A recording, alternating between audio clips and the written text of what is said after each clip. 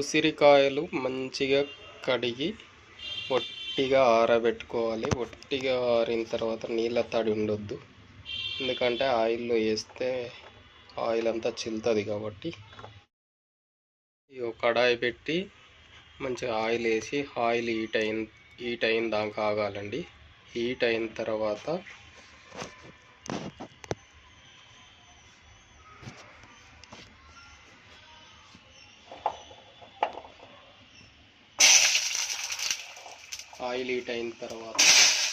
ఇలా వేసుకోవాలండి. ఇది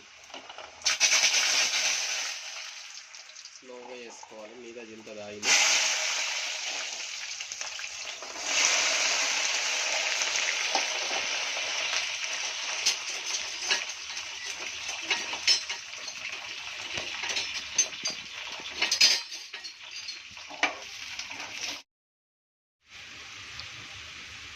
ఇట్లా కొద్దిసేపు ఉడికించుకోవాలండి, నూనెలో ఫ్రై చేయాలి. లైట్ గోల్డెన్ కలర్ వచ్చినాక, లైట్ గోల్డెన్ కలర్ రాగానే ఒక గిన్నెలోకి తీసుకోవాలి. ఇవి పక్కకి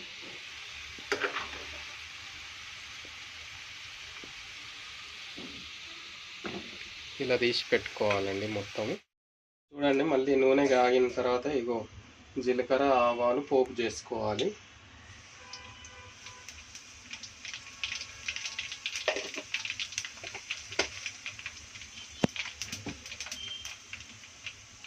బ్లాక్ పోపు వచ్చిందాక ఉండాలండి. ఇట్లా బ్లాక్ కలర్ కాగానే ఆఫ్ చేసుకోవాలి.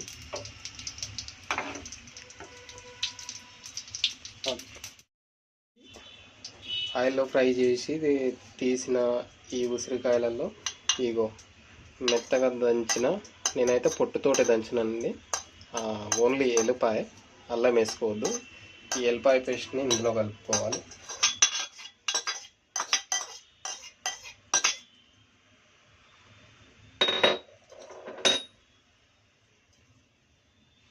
ఎల్లిపాయ పేస్టు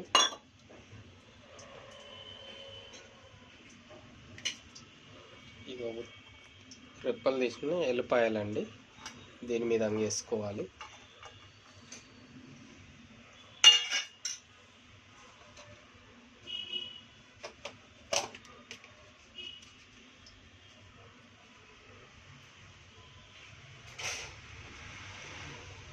జీలకర్ర, మెంతుల, ఆవాల పొడి అండి ఇది.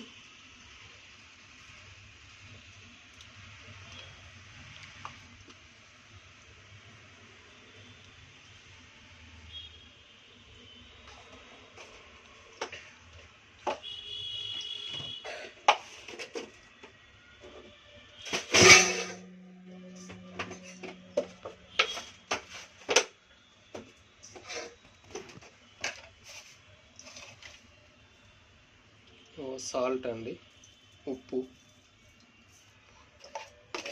నిల్వ ఉండాలి కాబట్టి ఉప్పు కొంచెం ఎక్కువ వేసుకోవాలి.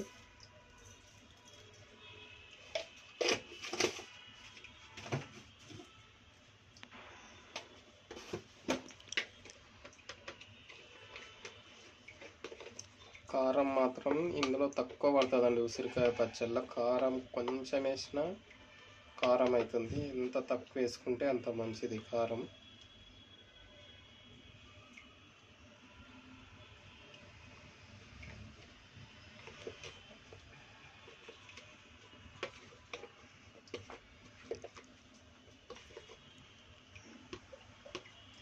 నేనైతే ఒక కేజీ ఉసిరికాయలకు స్పూన్ సగం వేస్తున్నానండి. నిమ్మకాయలు ఒక 2 నిమ్మకాయలు పిండుకోవాలండి, ఒకరు రావద్దంటే.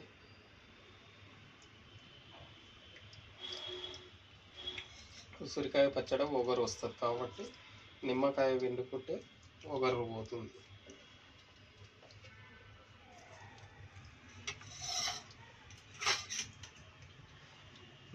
మంచిగా అంతా కలుపుకోవాలండి.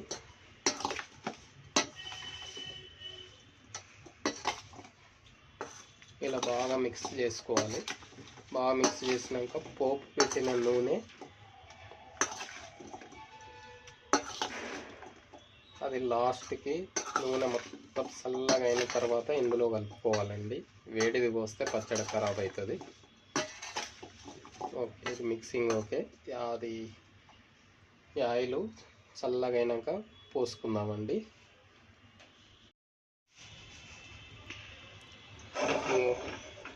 పోపు ఆయిల్ చల్లారిందండి.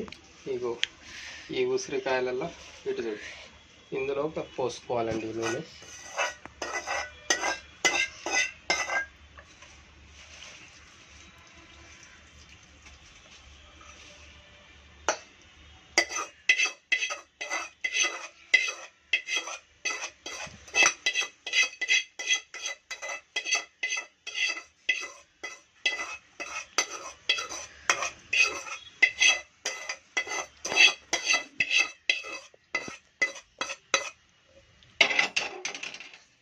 ఆయిల్ పోసుకొని మంచిగా కలుపుకోవాలి. మళ్ళీ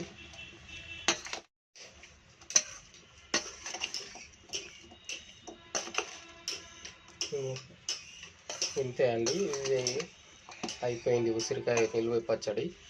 దీన్ని ఇట్లనే ఉండనిచ్చి రేపు ఏదన్నా డబ్బాలోకి జాడి లేకపోతే వర్తమానంలోకి పెట్టుకోవాలండి. పసుపు వేసిన పోపులో కొంచెం కాబట్టి ఎల్లో కలర్ కొడుతుంది. ఓకే, అంతే, నిల్వ పచ్చడి అయిపోయింది.